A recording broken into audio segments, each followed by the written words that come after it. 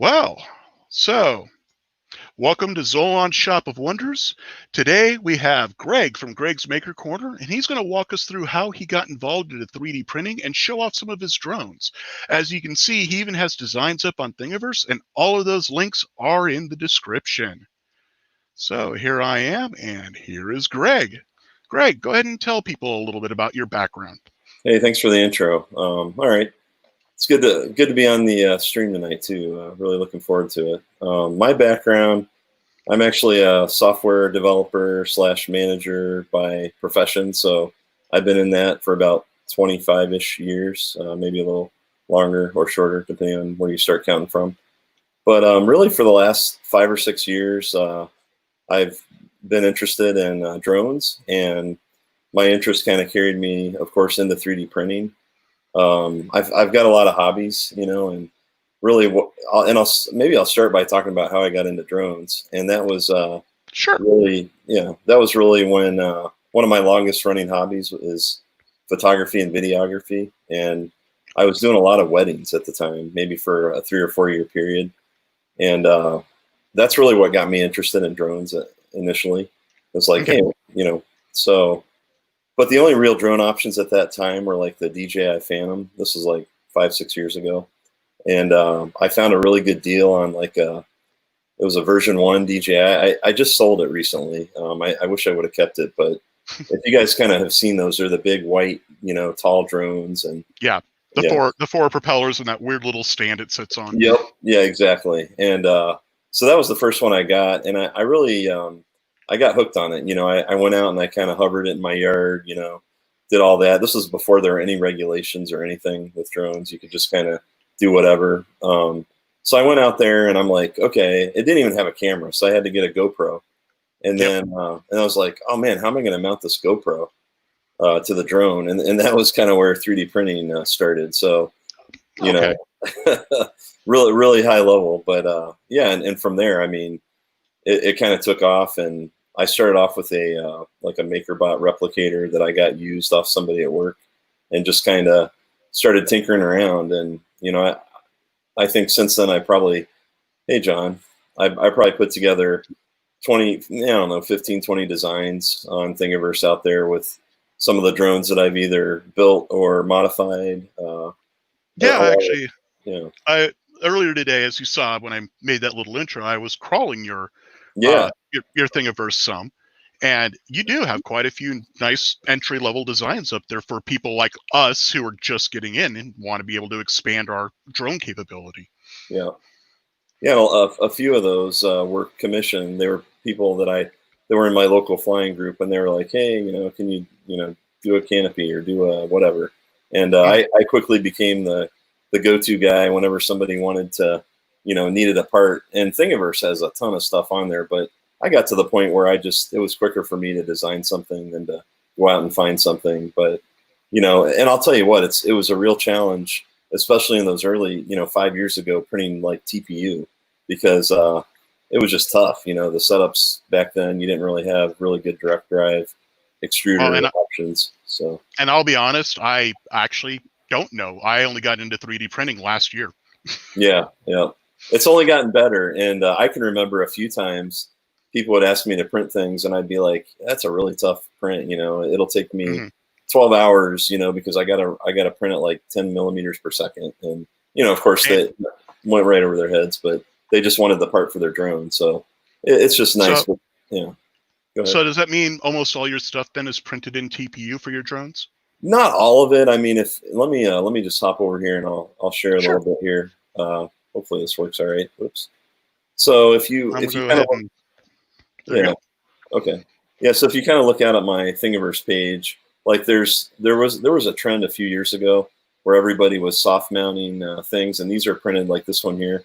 The soft mount flight controller was printed in TPU, and what that does is it isolates vibrations so that the flight controller, basically isn't thrown off. There's sensitive gyros on there. Now, since then, a lot of designs now and a lot of quads that you buy will have like some of that already built in, but this is one of my more popular ones.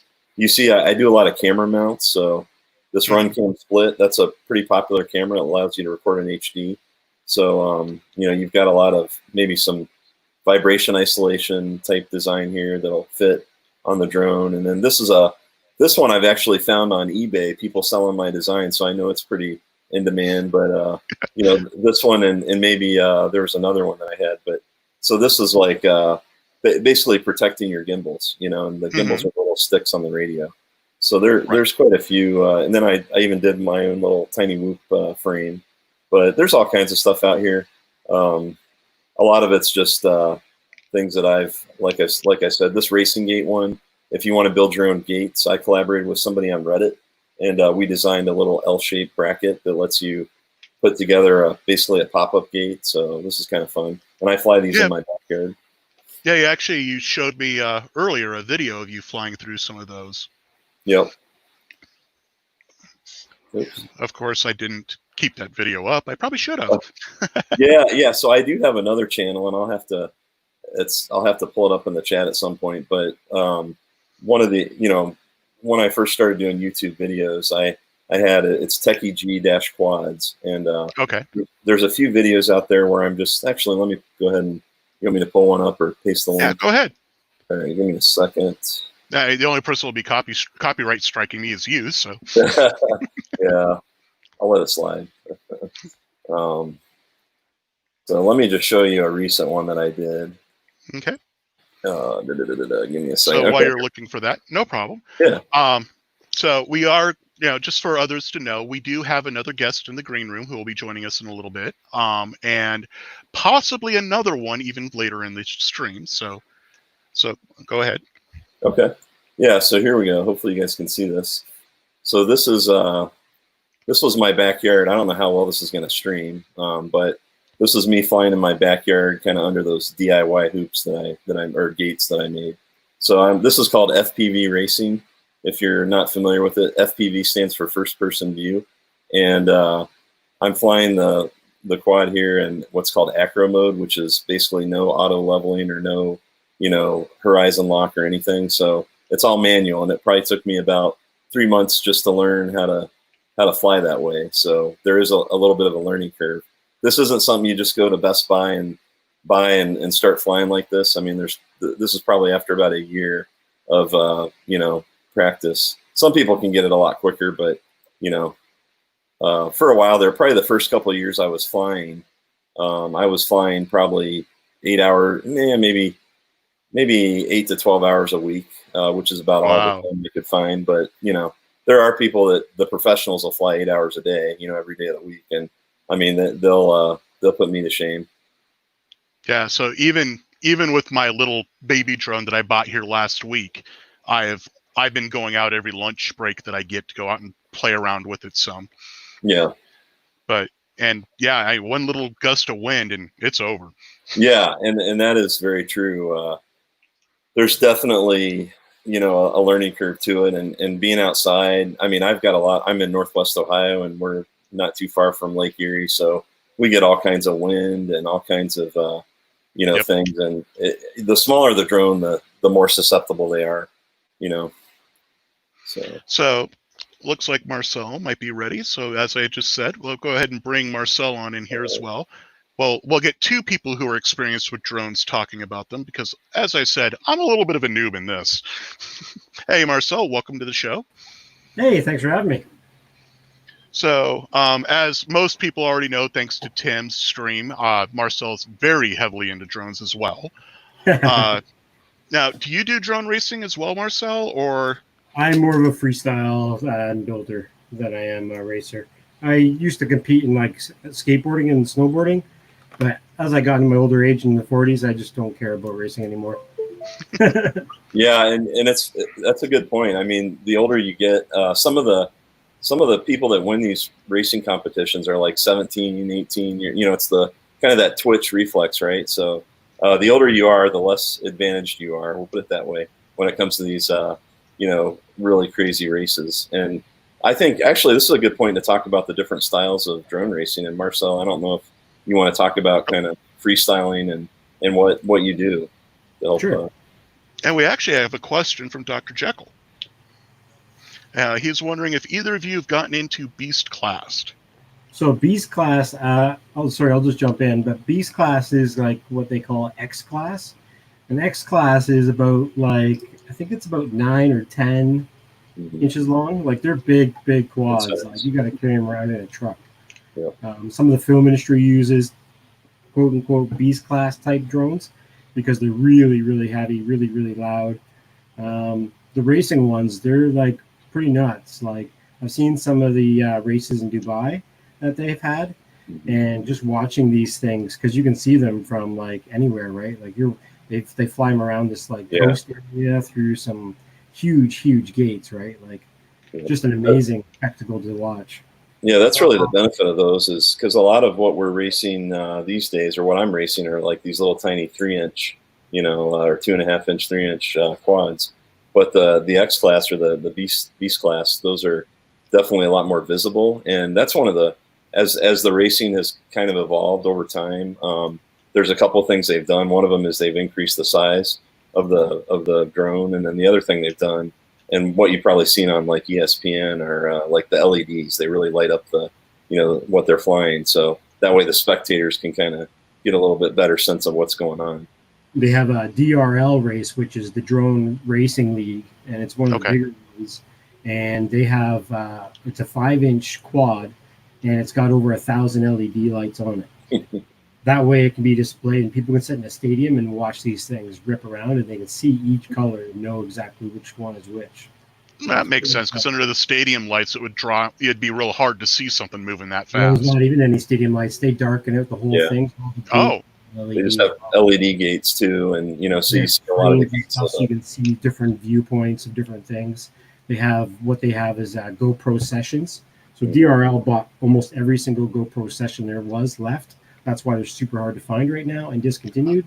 They own almost all of them, and they put them on all of their quads. And I think they have like almost 500 different quads all ready to go at every race. So wow, it's a serious thing. Yeah. And they all look exactly the same. So, one of my goals with getting into quads is really not racing. It's probably closer to the bigger quads because I'm more into using it to explore, to go through the woods, go look at like a pond or something, but do it first person because with my back injuries, I can't easily go hiking anymore. Yeah. There's actually a really good style of drone nowadays called a Cinewhoop, and I don't know if you've seen those yet, but I haven't.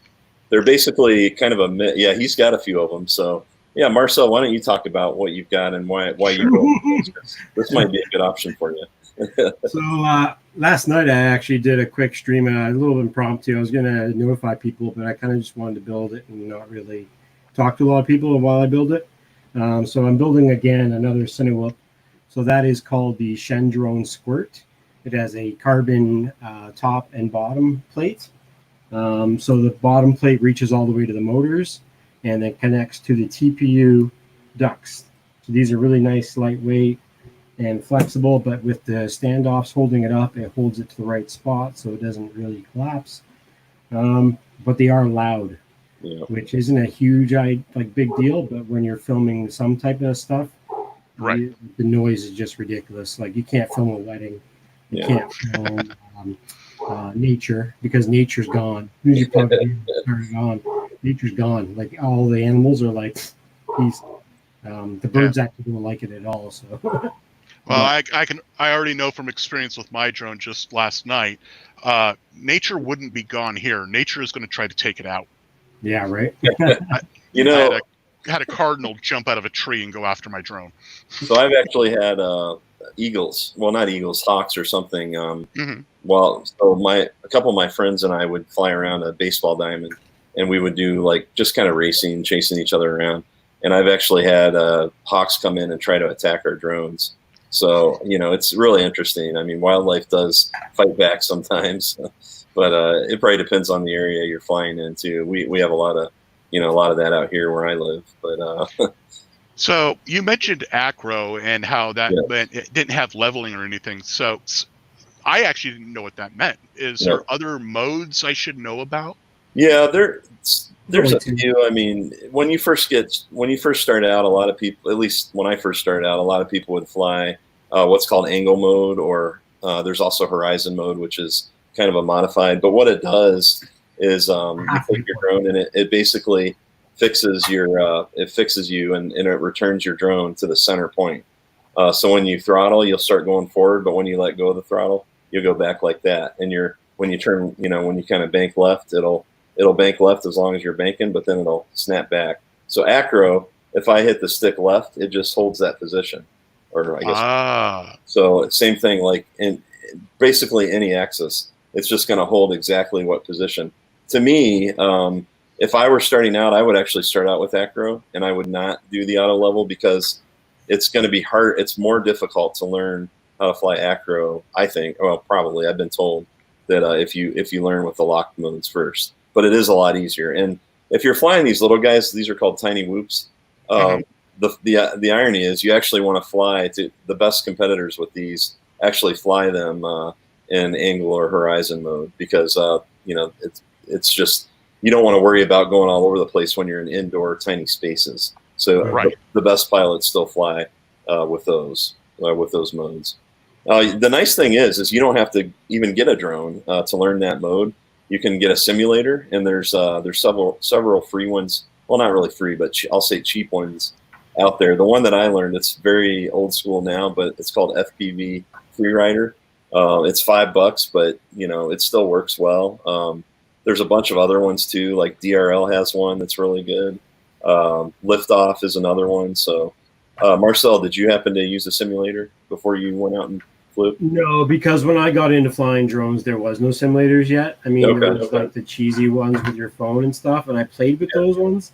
I think I played the Freerider one, and I mean, not to bash it, but it wasn't the same realistic. It's because you use your phone and you use your steering like this and kind of stuff on it. So it was kind of cool idea for someone who hasn't really had any knowledge into it. But I flew DJI and a couple other small drones for years before I got into FPV part of it. And then I think the very first simulator I got into was the Velocidrone. And at the time, Velocidrone was like the newest one, and it was like more supported by some of the bigger companies like TBS and a couple other companies. And then I went to Liftoff, which I don't use anymore, not any other reason, but I mean, I play that one, and I play DRL. I play, which is called Tiny Whoop, which is Jesse Perkins. The guy who founded it. He's doing like a competition on that right now, so I've been trying to keep myself in the leaderboards, but it's pretty hard. No, that's a good point. The other thing I'll mention, somebody in the chat, I scrolled by quickly, but actually GTA and some of the games that are out there, those are great ways. Sometimes the sticks are a little different, but Dr. Jekyll. So, but you can at least get the basics. I think Call of Duty had one too, and there's another game that I played. I can't remember the name of it, but you're like a hacker and you're going around and hacking stuff, and they give you a drone at one point. So you can at least get a feel in those. I think GTA's is probably one of the best ones. I mean, nowadays stuff. When I got in it 5-6 years ago, I mean, it was like expensive to crash. You would Liftoff is on Steam, but you would crash your drone, and at best you would just lose a propeller. At worst, you'd lose a motor. And I mean, I lost plenty of motors. I burned an ESC or two, a speed controller, which is what powers the motor. So that stuff, and then you'd have to order it. You'd have to wait. A lot of times you would go to Hobby King, which was Chinese, overseas. Now people do a lot of the cheaper stuff on Banggood. But one of my first flight experiences in learning how to do this was a little over 10 years ago now, and it was a helicopter, and not a little one either. One of the big ones. And of course, like an idiot, I never flew the little ones. And I didn't have access to a simulator. And the first time I did great. I was hovering along. I got it to where I could actually hover in one spot, no issues. And just like what I've done with this drone already, the next day I got a little cocky and tried to go up a little bit higher, and gust of wind grabbed it, and it literally shrapneled. It hit a tree. I had blades stuck in the wall.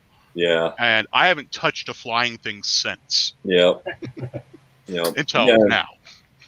Definitely, and I think helicopters, they're definitely a steep learning curve, and I would say probably more challenging. And a lot of the guys that came from helis and went to drones, I mean, they're like some of the best pilots that I've seen, especially freestyle. I mean, those guys are doing crazy stuff, and a lot of it transfers over.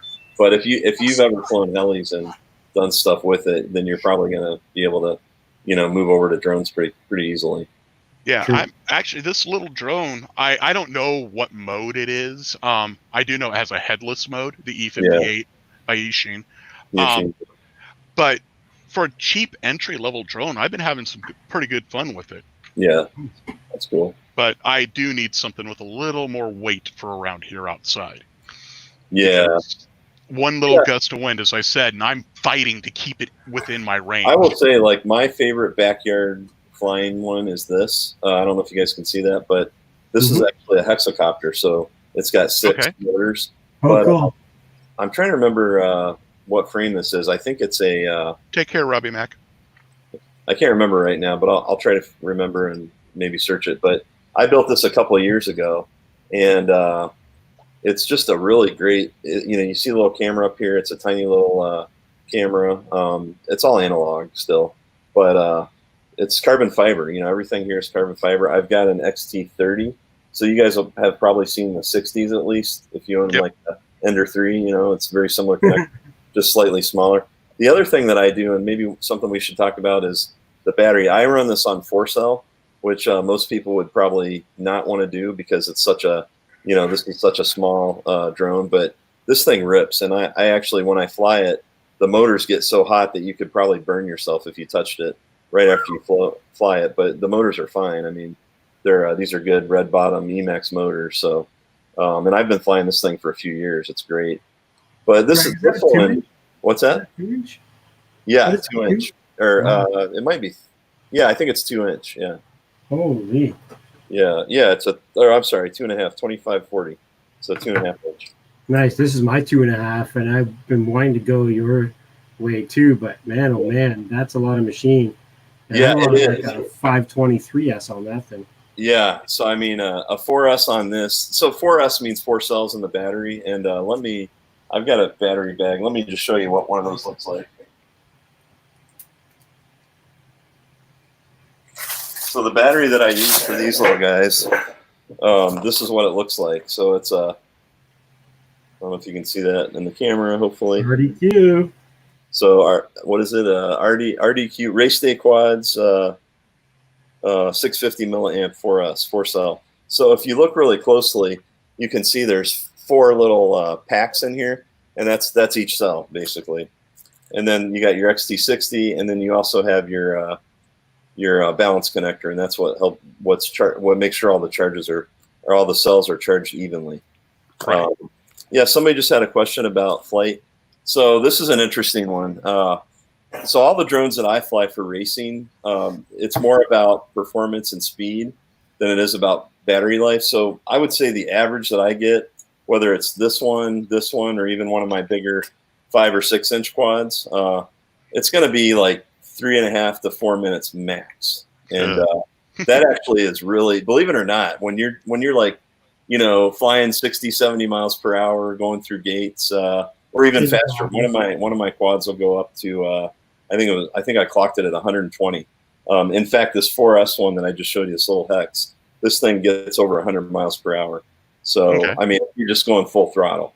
But when you're racing, you're probably not going that fast because you got to slow down to go around flags and under gates. Now, I will say, like, probably Marcel, with him doing freestyle, he might not be as concerned about the top speed and things. So he might be running a lower KV motor. And KV is just kilovolt and how many revolutions you have when your motor turns with 1 volt. So the idea there is the lower the KV, the more efficient the motor is, and what that means is the less juice you're going to have to run on your battery. So you might be able to get 7-8 minutes if you run, the same kind of setup that I have, but just lower KV motors. That's right. I do that, yeah, with a lighter battery, not lighter KV, but shorter KV. And 8 minutes is about what I get out of one of these. Yeah, that's really good. I mean, Yeah, so if you're going to do freestyle, if you're just going to hover around, hovering doesn't use a whole lot of juice. You're probably 40 to 50% throttle, if that, if you're just hovering. So it's just really when you push it. This is actually a good question for both of you, and possibly could start an argument too. No. I mean, I bet you we're going to have the same answer because I think we were talking about this earlier. Go ahead, Marcel. I'll let you go first. No, you go ahead. I've answered this question a couple times. All right.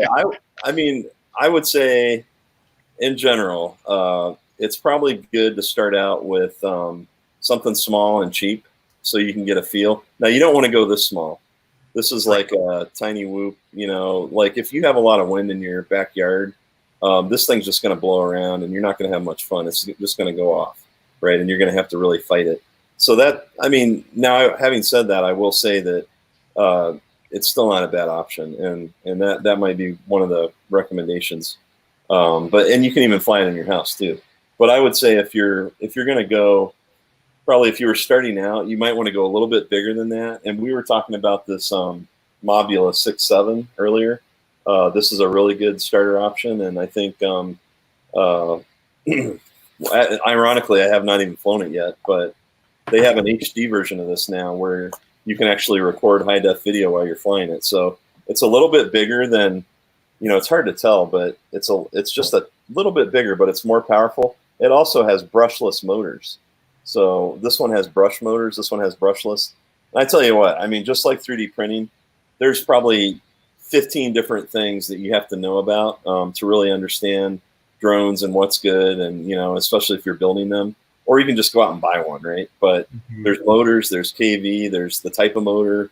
Most of the motors now when I started out, brushed motors were definitely the cheaper way to go. They still are, but brush motors, you know, the nice thing about these is they last a lot longer, but they also require a little bit more oomph, a little bit more battery power. So that's kind of the trade-off. But I know that was kind of a long-winded answer, but I would say a Mobula 6.7 or a Beta FPV, you know, is another good model. So and you're going to find those for around what, $100, Marcel? Is that right? Yeah, and there's like a whole starter kit you can get. It really comes down to if you want to wear the goggles or not. Yeah. You want HD footage out of it, or do you want to just fly? Yeah. All those things. How windy your area is, how much room you got to fly. I live in the city. What altitude? Yeah. I don't recommend going above like 20 feet with all these little tiny things we're talking about. I want to show you one other one. This is one of the first ones, and this is all a 3D printed frame. So I built this probably 5 years ago, and this is ABS. So back when people still printed ABS, but I actually originally started out in PLA, and I would break the frame like every other crash. But I have not broken it, or I did not break it after 20, 30 crashes. But this one, you can see it's got all the same components. It's got a flight controller. It's got a little camera here. These are kind of the old Spectrum cameras. And it's got the brush motors and the little propellers here. So and then it's got a little radio receiver. This is for a Free Sky Tyrannus radio. And we'll talk about radios here in a minute too. It's also, so the flight controller, I don't know if Marcel ever had one of these or if anyone in the chat's heard of them, but it was a Beefs brushed controller. So this is like, I think I paid $50 just for the controller, and again 5-6 years ago. But that's about all you could do then. Mm-hmm. Yeah, I had something small like that for a little while. Didn't last too long because, like you were saying, as soon as you go outside with it, it's gone. Like you can't even control. Like the wind's just taking a small breeze, and you're like, oh no. Yep. So us 3D printers, if we're going to print our own drone, it'd be mainly for indoor play then. Yeah, I think so. I mean, you can still go outside, and like that one I just showed. I mean, I flew that thing, probably 100 yards out, and was weaving in between trees and flying FPV with it, and it was fine as long as the wind's probably less than 5 miles per hour or less. Then you're fine. But certainly, 10 mile per hour winds, anything above that, you're going to need something heavy and something with carbon fiber, most likely. Otherwise you're just going to floor. Let's see here. Right now I have a constant 3.8 mile an hour wind with an 11.4 gust happening every 20 seconds. Yeah, so in that situation, I would definitely recommend something that one of the first ones I built. It's called a ZMR 250 or a QAV 250. I think I'm trying to remember. Tim from TH3D just built one of those probably about a year ago, and he was streaming about it. So those are still they're kind of old school. Let me show you one. Okay. So what are you working on there right now? Tiny little pieces for his arm. Ah. This little piece. Whoops, sorry, RT. Oh, okay, calm down. Oh, that's awesome. Actually goes under his arm right here. This little piece. Shh, quiet. Okay. So we got drones and droids tonight. Yep. So this is one of the first ones that I built. In fact, you can see there's a few parts missing. A couple motors that I had to scavenge off of it later down the road. But there's a few things on here. You know, it's got a lot of room.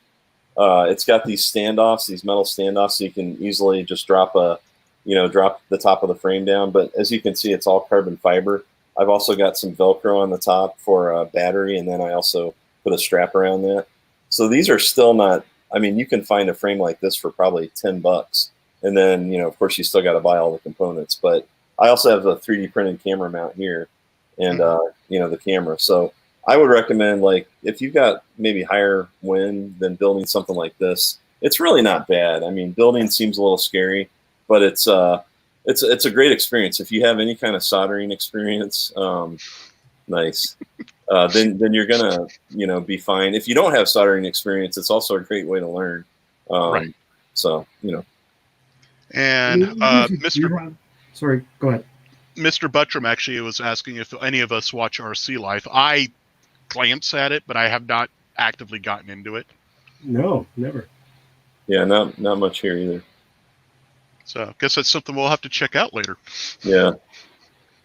You guys want to talk about radios a little bit? Drone radios? All right. The only one I have at the moment is the one that came with my drone. Okay. And I don't even know what protocol it uses, nothing. We'll use its own. What was that? We'll use its own. There's no, for that one, it's like its own radio. Yeah. That one will connect to that drone and that drone only. Yep. And I do know I have I was a little insane, and I do have a Radio Master because of Greg on the way.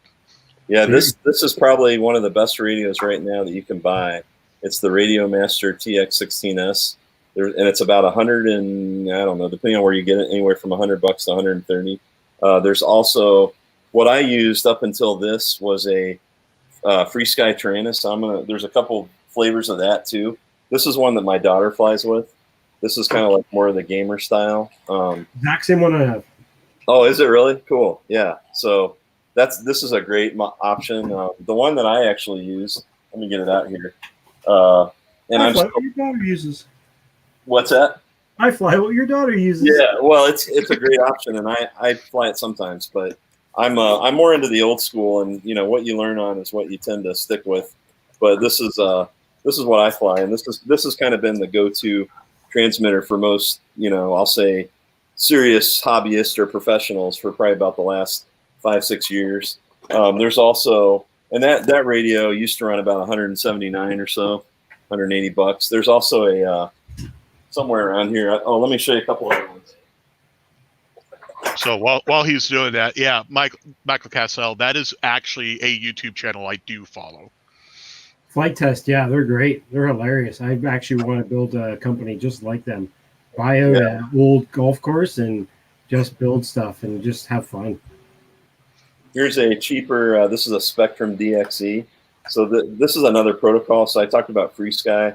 They're kind of like, up until recently, they've kind of been the main player. They still are. Then you've also got Fly Sky. This is like a knockoff kind of, I don't know. I don't want to call it a knockoff. It's just a different family. But this is a very cheap, $50 transmitter. And then I've also got a high-end Spectrum radio. A lot of the guys that were into planes fly the Spectrum stuff. So because you can go to like some of the RC hobby stores and just buy a Spectrum plane and push a button and it has a model match. So it'll match right up to your, you don't have to go into any kind of configuration, any kind of setup. Whereas with a lot of the drone stuff, you're going to install firmware on the board, and you're going to have, just like you do with firmware on a printer, you have to go in, you have to set a few, configuration files, and then you have to compile that firmware and push it to your drone, to your control board. So is that just for the drone, or do you have to do that for the remote as well? No, well, yeah, you can do it for the remote, but most people don't. I mean, if you just do it once every couple of years, and radios, you're going to be good. I've only had to update my radio like twice in 5 years. So, yeah, but the drone, and it's not hard. Like the radio, you just like click a button, pick a firmware, and then it takes care of it. But yeah, the drone, there's a program called Betaflight. It's definitely one of the, all right, Michael's got Spectrum. Yeah, Spectrum's good. I mean, I think, again, it's really ideal for people who are coming, especially from the plane background or are just invested. Now, that Radio Master that I showed earlier, this will actually allow you to bind, the benefit of this, and I jokingly said on Twitter, it's one radio to rule them all. And the reason for that is it has a multi-protocol module in it, which will allow you to do fly sky, free sky, crossfire, which is, we'll talk about in a minute, which is an external module. It'll allow you to do Spectrum, and you don't need an Orange RX or anything. So this is a great option. It has a touchscreen. Now, it's still kind of new, but it also runs OpenTX. And OpenTX is really kind of it's kind of like the Marlin of the RC radios. It's really the de facto standard. So it was actually OpenTX that sold that for me, because I was looking at it as more than just a controller for drones, but for hovercrafts and maybe a tank design that I'm working on. Yeah. I mean, it's really nice because OpenTX, I mean, it gives you a lot of configurability right from the radio. That because I know I've asked Marcel about this, but he's in Canada, so it's a little different. Yeah. So, but he probably knows the U.S. I bet, and just like at least I used to know the Canadian ones. But anyway, yeah, on the U.S., I'm glad somebody asked that question, and thank you, Chris. So this is probably the biggest downside to this hobby is there are more and more regulations, and even worse, there are corporations, certain ones I won't name, but are lobbying for more regulations. And, the reason for that is they're going to profit from it, right? So there's this currently, I'll just talk about the current regulations, and then we'll talk about some of the ones that are pending. But currently, you have to go to the FAA website. So FAA is basically the governing entity that is responsible for all of the regulations, Federal Aviation and Aircraft. Yep. And for a while, when I got started, there really wasn't much, if anything. But over the last 5 years, 6 years, there have been a lot of people doing a lot of stupid things and causing a lot of problems, and that's how we end up with laws, right? Because that's why we can't have nice things. So flying over wildfires, shutting down the Heathrow Airport. Yeah, exactly. But the main rules you have to be kind of aware of is don't fly within 5 miles of an airport. Don't go above 400 feet. Don't fly over people ever. Because that's really dangerous and not a good idea anyway. The other one that you got to be aware of is you cannot do anything for work or commercially unless you get basically I'm drawing a blank. I actually have this. You have to get licensed. What is the part? Part 107, I think. Yeah, Part 107. Thank you. Mine actually just expired. I got it 2 years ago, but you have to go and take a test with, I think it was around 60 questions, and you have to pass with at least like a 70-some%, I believe it is. That's probably not accurate, but that test, I tell you what, I had to study for that thing, and it's all about you got to memorize all these. So how strict is that airport thing? So here's the thing. I mean, I'm at 4.39 miles from a very, very tiny airport. So the nice thing about this is there's an app out there you can download that'll let you see it'll basically tell you, it'll give you like concentric circles around the airports, and it'll tell you what you're allowed to fly and with basically with what regulation. It's called AirMap. So if you download AirMap, grabbing that now. Yep. And then basically it'll look at your location. It'll tell you. So there are some exemptions. Like I'm a member of an AMA club, Aeronautic Modeler Association. They've been around for, I don't know, 100 years or something. And they're not exactly drone friendly, and we can get into that later, but they do allow, my group allows drones there, and I'm actually one of the people trying to push drones, you know, in that area. But we're within like a mile. We're less than a mile from the airport, and they fly F-16s out of this airport and land commercial, you know, planes. So we have an exemption, but we're only allowed to fly so high. Anyway, so I mean, there are exemptions like that. You can also you used to be able to get a waiver depending on what you were doing. I think it's like a 333 waiver or something. But nowadays it's just, it's really difficult. And now, will you get caught? Maybe not. Maybe not.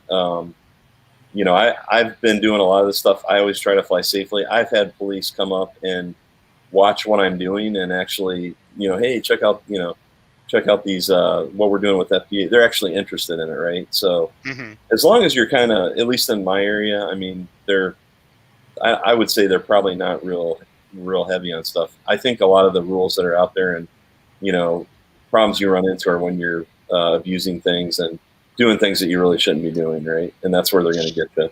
Now, I will, having said that. When the app is open, what do I... Because I chose recreational flyers, which is the 44809. Yep. But I got no rings. Yeah, so that means you're probably good. Okay. Because I know it's an airport, but it's one of those ones that you're supposed to radio in ahead. Oh, yeah, yeah. Because there isn't actually a tower. Yeah, so I mean, okay. Yeah, that's another discussion, but you can basically work things out with your airport, and that's what we did with our AMA club. We basically, the first guy to get there in the morning calls, and then we flip a sign and turn it green, and then the last guy to leave calls and flips the sign and turns it red. So if you're now within 5, it might even be 3 now, but you just call the airport. I would recommend doing that, especially if you're going to be flying above, but that's technically the regulation, and then just see what they want to do. You should be able to get a hold of the number. Yeah, it's easy. I actually run a 1090 and a 978 ADS-B receiver in my home, and I have yet to see any plane go over my house that was lower than 1,000 feet. Right, and we've got an airport down the road from us, and it's a Class G, you know, airport where technically, as a Part 107 pilot, I could literally walk up to the fence and I could fly my drone, and there would be no issue, right? And honestly, they wouldn't care. But we've actually chased around planes, and the planes are actually chasing us. You know, it's silly stuff. So now I would recommend doing that, right? Because that's how you make the headlines and get in trouble. But where we live, it's a bunch of farmers, and you know they enjoy that kind of stuff. So is it as complicated in Canada? It's worse. Not right? Really. I mean, there are these certain like laws and stuff like that, but a lot of it is for me right now in Vancouver and BC. I find it's a lot of just like park rangers or bylaw. They'll come by and they'll say, "Hey, you're not allowed to fly here" and stuff. There's no but it's not like an instant we're going to take your drone away, or you have to have a registration number or any of that. No, but again, like I don't fly any crazy stuff like people and stuff. Like I do my flying, I'll do like 1 or 2 packs at a spot and I'm out of there. I'm not spending all day there. So people, I think it's harder to find me flying. Unless, you know, they're at the exact spot that I'm flying at. I also don't fly over, like I don't fly over people part. Like I don't fly over traffic. I don't, you know, try to fly up the side of a building like some people do in big residential areas. Like I don't push the limits like that. I push the limits in my own boundaries. And that's the nice thing about where I'm at right now is I do have that airport within 4.39 miles according to that app. But I'm surrounded by ranch land. Yeah. So unless I go west, I can go east for miles, and the only thing I'm going to do is scare a couple bovine. Right. And even as a Part 107 pilot, I mean, basically you have to yield the airspace. So if you're supposed to be scanning the skies at all times. So there's been situations I was flying for my my company, you know, and we were surveying some land, and I was probably 300 foot up, and all of a sudden I see this ultralight, and I'm like, uh-oh, you know, and I had to drop it really fast. But that's the kind of stuff you got to do. And obviously, if you know, if somebody calls in on the radio, hey, there's some idiot flying their drone, you know, and a cop shows up, and you're out there just kind of screwing around, that's when you're probably going to get the fine, right? And that's when they're gonna bust you if you're not flying legally. So, but having said that, I mean, you know, just stick with the rules, and you'll be fine. Yeah, because I do know for Part 107, they're trying to make it to where you have to actually put not ADS-B, but a similar type transponder on your drone. Yeah, there's something called remote ID that's coming, and this is what everybody's kind of worried about. So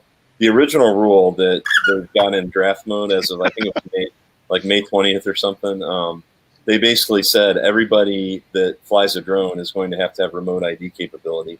And what that means is when you take off, your transponder has to kick a message to either like a phone or some kind of device that has internet connectivity, sends it to a database that the FAA is monitoring, and then basically says, hey, I'm flying and here's my location. So basically, I mean, that's most likely, you know, that's going to come out in the next 6 to 12 months. And we're all of us in the US and probably Canada at some point are going to have to start buying these little transponders and even paying a monthly fee for the ability to do it. So there's companies saying, yeah, you can do that, $30 a month, you know, buy the transponder. There's, you know, a handful of companies that already are producing these. So that's where we're headed. And now one nice thing is, as long as you stay below 400 grams, you're okay. Yeah. Well, 250. 250. Yeah, 250. Okay. And 250 grams. Who's weighing your quad? Nobody's pulling you over. Yeah, exactly. Pull this thing over here. Let's put it on the scale. Yeah. What's happening? And that's actually, I'm curious now. How much does my quad weigh? That's why you're really seeing an explosion in these like 2.5 inch, you know, prop size. Because this one I think was right around 180 to 190 and that's all up weight, by the way. So that's the battery plus the drone. 102, including battery and add-ons. Yeah, then you're good. But you're going to have more problems just with a gust of wind on that. So I already had to cut a tree down on my property because of it. So, yes, 3D printing and painting. It's all about the money for a lot of things. But I do know when I was in Washington State, it was an issue with people trying to fly the drones over the wildfires. Because if a dump plane sees that drone, they're supposed to move. Yeah. Because it's too much of a risk to them. Yep. Yeah, and that makes sense, right? Manned versus unmanned. I mean, you don't want to put anybody's life unnecessarily at risk. Yep. So. But at the same point, you know, they're trying to figure out a way to regulate laser pointers. So yeah. I mean, that's the one thing where I've probably been the most concerned about this hobby and even my own interest, and I'm sure I'm not alone in that. But the more and more of these regulations come out, it's kind of like, you know, all right, I don't know if I really want to be doing this. What are either one of you? What are your designing, or what are your plans when it comes to actually making things 3D printable going forward for your drones? Do you have any? Well, I don't even make my own plans really for my drones, because this hobby's actually gone so far that as soon as a part comes out, like say a drone type, there's already somebody that made the model and then designed it maybe 2 or 3 times differently. And so it's hard. Okay. It's one of those hobbies where it's really hard to keep up. Yeah. There's not a lot of like new stuff that you can come up with. I mean, you can, but I mean, yeah. I would agree. I mean, the drone you buy today, I mean, in 3 months it's outdated, you know, or 6 months or whatever, because the technology, it just, you know, now, I mean, if you're not if you don't care about staying up to date on the latest, which I'm kind of at that point now. I'm like, hey, I built this thing 2 years ago. I still like flying it. You know, why do I need, you know, I don't necessarily want to do another. That was partly why I bought the Radio Master controller, because I figured that will be the one controller that I ever need.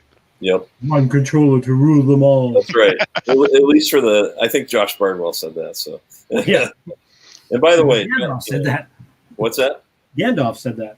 Oh yeah, Gandalf. One ring. Yep. But yeah, there's a lot of good YouTube personalities out there too, and I don't know if we want to go down that path. But I really enjoy Bardwell. Albert Kim is a good one.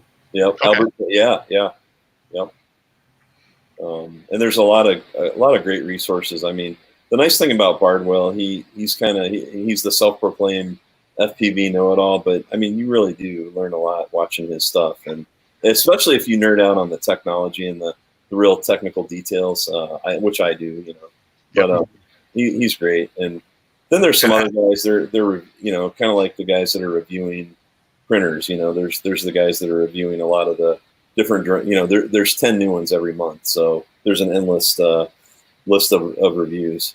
Yeah, one of my side ideas with the drones is I'm also an amateur radio op. Oh yeah, and I've thought about using a drone to take a long wire up. Yeah, so like a dipole or a larger antenna. Yeah, so actually, I'm glad you mentioned that. So one thing, we were talking about regulations for a little bit, and then I got a little sidetracked. But one thing that you need that you're probably going to need, and you probably already have. So see this little guy right here. This is a video transmitter, and it transmits in the 5.8 gigahertz band. Yep. Because it transmits in the 5.8 gigahertz band, and it's really not a licensed device by the, you know, they haven't paid for that. It's in the unlicensed band. So it's unlicensed. So that means you need a ham technician license to legally operate in the U.S. at least. I don't know about Canada, but again, so I've flown with hundreds of pilots, and I will say probably 10% maybe actually have the FCC license. Myself, I do have one, but so here's the question then: to keep with the regulations for amateur radio, is your call sign in your FPV? So yes, the way that I do it is I transmit my my ham call sign, which is Kilo Echo 8 Charlie Uniform X-ray. So for any hams out there, 88 CUX. But yeah, so that is something that you're supposed to do, and the nice thing about some of these Betaflight configurators, you can put all that on the on-screen display. So as it transmits the video signal, we didn't talk about. And I actually did not know that. Yeah. So that's very good information for me. Yeah, and that way you can always, you know, I think the rule is 10 minutes. Every 10 minutes you're supposed to broadcast. So most batteries, you know, don't last that long. At the beginning of your transmission, every 10 minutes, and at the end of your transmission. Yep. So, and if you have it on the whole time, then you meet that criteria. Yep. I used to, and I still have actually a UHF fast scan TV transmitter. Oh, nice. Yeah. So something else we didn't talk much about, and I want to make sure we do, is our goggles. So there's a wider range of ways of looking at video. So I've got a couple of, one's really expensive, one's really cheap. Guess which one's which? The little one's the cheap one, yeah. That's right. Yeah, of course. The stuff that's so this actually has two you know, screens in here. There's also room for I wear glasses, so I also put lenses. These don't have it because my daughter uses them. But these retail. These are the HD2s. These were kind of a big deal for a while because they have a larger screen, larger field of view. These retailed for probably about $550 when I bought them. So these are, and that's kind of I think that's about the price of the HD02s, which are the latest version from DJI. Then there's, and by the way, these are all analog. So this is the, I think it's called the Scout. I can't remember the name of it, but my daughter started out flying on these. She really likes them. But this is more of a, there's a big LCD screen. Big single screen. Yep. Yep. And these are actually a great option as long as you don't mind the boxiness of it. But people that wear glasses, there's kind of a bigger version of this, but you can actually fit your glasses in there depending on the size you get. There's also in this you'll kind of see this little module here. So this is the module that allows you to receive different channels and bands. So you know, we mentioned the 5.8 gigahertz range for video receivers. Basically, that's how this is set up. But there's multiple bands within that. When I'm racing, the band that I use is called Race Band, and there's 8 channels per band. So Race Band separates each channel out by about 50 megahertz.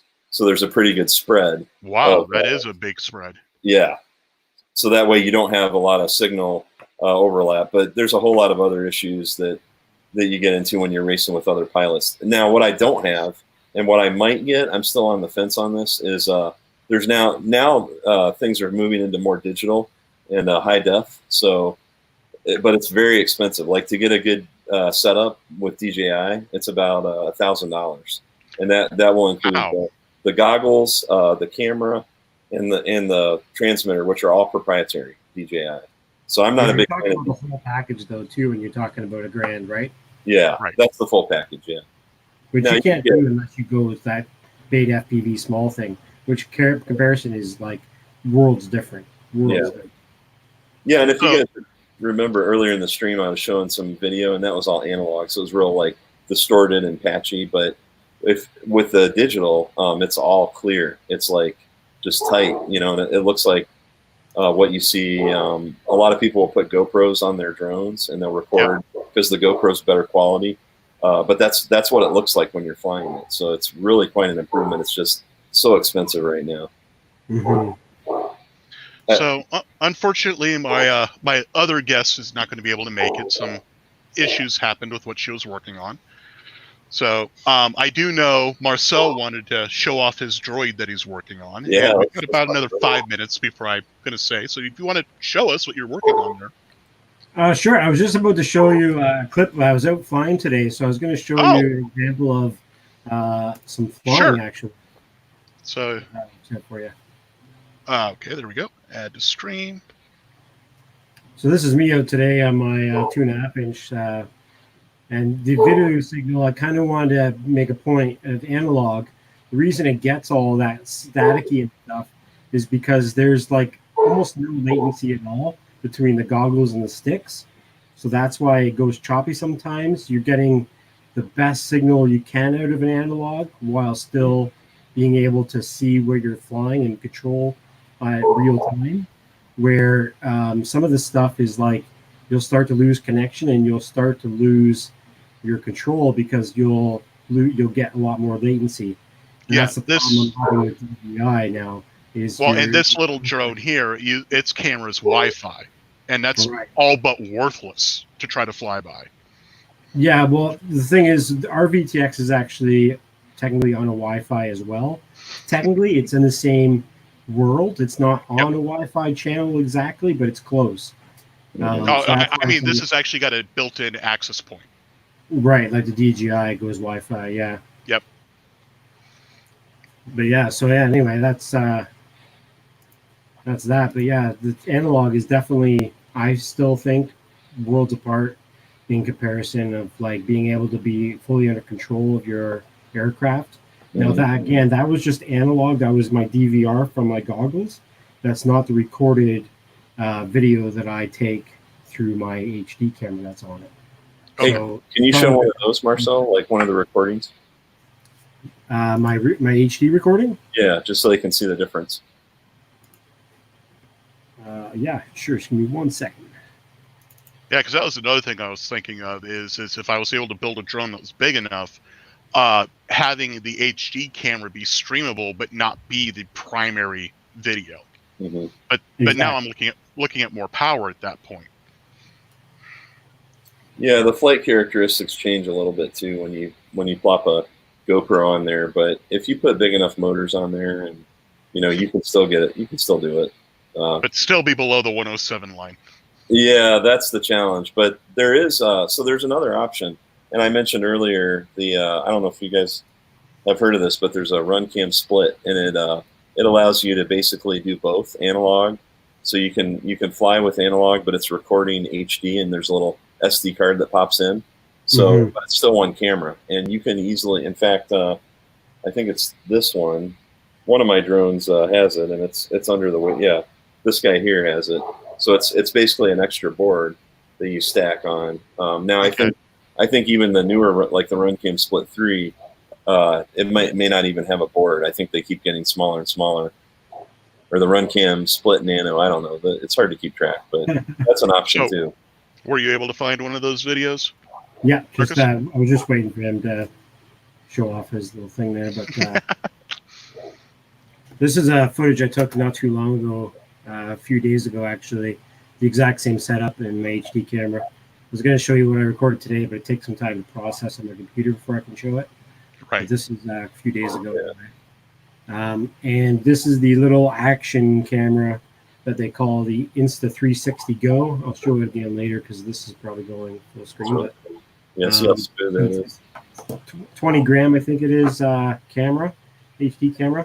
And this is what mode is called flow state. So it's not the best video because it actually locks the horizon. That's why it shakes like that. So when you do your corrections, it's trying to correct itself for that as well. Yeah, you can see how the props are kind of going like this. Yep. In the bottom of the screen, it's trying to hold the camera view. Yeah. So it kind of looks funny, but I went out there and recorded a different day, but just an idea of what it kind of gets, and it's obviously way better quality, right? Like miles difference. Yeah, there's no breakup or anything. You're not like worrying about this being your FPV signal, right? And when you do have HD video signal from like DJI and stuff, if you do get interruptions in your video feed on your goggles, you lose your ability to understand where your quad is in the air. So you make corrections, and then it makes corrections later, and then you get blockiness and stuff like that. The macroing. Yep. Yeah. I'm sorry, I don't want to be a buzzkill on DJI. No. I went there, played the game, and then came back. So. And that's one of the things I like about Bite Frost, which is Fat Shark's offering, is it doesn't completely cut out. So they've got the way they're working on their technology. It's more like a breakout, like analog. So, but it's still not really a thing though. It's still kind of vaporware, but the beta that they've shown looks promising. And actually, you brought up another good point. So if you ever lose visibility, and that goes back to regulations too, you're always supposed to have a spotter when you fly FPV. So that way somebody can kind of see where you're going and what you're doing. Because you don't have a true 360 yourself, right. So you don't know if you're flying above someone at any moment. Well, that, and you just might lose orientation, because let's say you're flying your quad, and then all of a sudden, like I've hit gates before, and right when I'm going through them, I hit a pole, and then all of a sudden I'm spinning, and then if I'm lucky, I correct, and I'm fine, and I don't break a prop. But most of the time, I'm not lucky. So I break a prop, I break an arm, I break a motor. One time I crashed into a guy, and he actually sliced my ESC in half. So that was fun. I lost. So you didn't hit a guy; you hit his drone. Yeah, well, he hit my drone technically because he was flying the wrong way on the course. That's another story for another day. But anyway, and then what you want to do in those situations is, and I've got these on all mine. It used to be you had to have a little piezo buzzer that you could, like, you would arm a switch, and then you would send, when you arm the switch, it would send voltage through it. But now, and that's still a good way to do it. But the other thing you can do nowadays is your speed controller. You can also use those to make noise, so that way you can hear it, audibly, and then you can go chase it down and find it. A lot of places I fly, there's high grass, there's trees, without that beeper. I mean, I can remember even flying at night. There's which that's another regulation. You're not supposed to do that, but if you go to like some of these AMA fields and FPV fests and things, they'll let you fly at night. And I've actually lost quads because somebody else powered up while I was flying, which happens a lot. It knocks you out and you can't see your signal. All of a sudden you're seeing their drone and what their drone sees. So there's all that, right? But you don't have to worry about that as much unless you're flying with a lot of other people. I'm out in the middle of nowhere, so that's not going to be too much of an issue for me. But the piezo, that actually is a good idea I didn't think about, because when I did tree this drone, I was thankful that it had that Wi-Fi signal, because I was able to rabbit hunt. Yeah, and you can do that too with the goggles. So you can kind of cover it up and spin around, and use a directional dipole antenna to kind of find where you need to look. But that's if you're lucky, because a lot of times your video if it's on the ground, it may not even transmit much. Or if it's upside down and the antenna's stuck in the ground, it ain't doing anything. Yeah, I've had. Or that's the board that broke. Yeah, most of the time mine end up upside down. One time I actually landed them props in the ground, and everybody does that at least once. Like a ninja star. Crash that way. Well, actually, that's partly why I was printing the blade guards, because was it yesterday? It might have been yesterday. I had a gust of wind grab it, and I ended up having this stuck in a hog panel. Oh, that's fun. And I was lucky I didn't break any of the blades. Somebody was telling me they were going to make one. Well, I think maybe it was you. They were worried about their dog getting it or something. Was that you? Yes, I am very worried about that. Yeah. It's one of the reasons why I've been looking at the indoor drones, Mm-hmm. but whatever I get, I have to make sure the prop is completely separated from an animal being able to grab it, because one of our dogs, Fish, we purposely encouraged him to bark at birds of prey. Oh, yeah. So if he's out front when my wife's got a new litter of puppies out there with her, he will alert to that bird of prey. Well, we discovered with my drone, he thinks it's a bird of prey. So I guess he's doing his job, what he's trained to do. Yeah, he's doing his job, but at the same time, if I get too close to him, he's going to grab it, and I got to make sure it doesn't hurt him. Yeah, that's where the ducks are good, and that's where these real tiny ones are good too, but they're not going to be as good outside. The worst I've ever done with one of these is, and I've taken these to schools and done demonstrations and flown them under kids and through, I've had them do like little gates where I fly through them. The worst thing I've ever done was I crashed it into my wife's head and it tangled her hair. And she was not happy with me, but it really, it wasn't too hard to untangle. So then I was banned from flying in the house for a while after that. I actually have long scrub grass and thistles and stuff. Every time I go out with my drone, I come inside and I'm pulling burrs off of me. Yeah. But when I land, I have to make sure I land nowhere near the grass because the props immediately grab it. Yeah. Yeah, that's a problem for takeoff and for landing. There's something else like that they've probably the last 2-3 years they have something called turtle mode, where if you crash upside down like this, you can wire a switch with your flight controller software or firmware that basically says, spin a motor if I'm in, if I'm inverted, and there's gyroscopes and accelerometers on here, so it always knows the orientation. But then it'll actually, if you have a powerful enough drone that can do it, it'll basically turbo your motor. Now that doesn't work in grass, but it works a lot of times, and that saves you from having to do the walk of shame to go out and retrieve your drone. And when you're racing, that's actually a really nice feature to have, because you're racing a lot of times. Depending on the guys you're racing with, some of them may not stop flying their drone. Get out of the way. This guy's going to use his pack and he's not going to land. So you can really get messed up. If you've got a 5-inch quad coming your way with, carbon fiber running 60, 70 miles per hour, you're going to have a bad day if it hits you. So if you're using turtle mode when you're racing, you've already lost. Yeah, that's right. That's a good point. Yeah. Very good. One thing, not only that you fell and you crashed and you're getting back up, 2, you're also wasting battery power to use turtle mode to get yourself to turn back. That's right. Yeah, you're done. I mean, if you crash, you're pretty much done in any race. Totally. Okay, so we have gone over an hour at this point. So at this point, unfortunately, it is my time to say an end of the stream, but I am sure there's somebody out there who'd be willing to pick up the stream and keep going. And maybe another time we can do a part 2 on this after I get a little more experience under my belt with the drones as well. Yeah. Well, hey, looking forward to it. This has been a really good time, and I feel like we just scratched the surface. So I'm definitely up for if you want to do another stream sometime, or even do a build. Maybe we could do a build sometime. I don't know. Oh, that would be awesome. I will probably take you up on that. I'll have to buy the parts first. Yeah. But again, Marcel, Greg, thank you so much for joining us tonight. And for the rest of you, thank you for watching. And I'll see you this Saturday. I will actually have Geeky Faye on, where she's going to talk about how she modeled her vase and who knows what else. So thank you all, and you guys can stay here. I'm going to go ahead and hit the end broadcast. Take care. Bye-bye.